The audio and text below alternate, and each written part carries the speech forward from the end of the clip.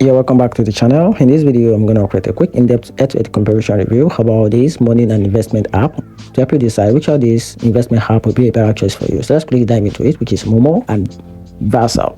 So talking about Moomoo is designed for active traders who want powerful tools like real-time market data, advanced charting, paper trading, access to UX and global stock with commission-free trading.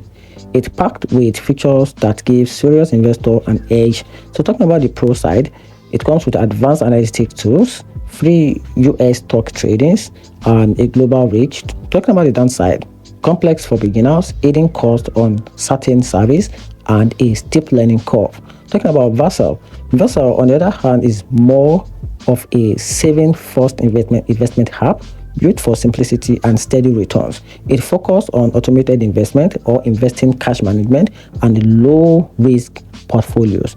Great for beginners who prefer a hand-off approach. Talking about the pro side, easy to use, low barriers to entry, and solid for passive savings. On the downside, limited investment option, lower global access, and not ideal for active traders. So if you want advanced trading features, go with Moomoo. But if you want a simple way to save and grow money passively, Versa is still the fit or best fit in that aspect.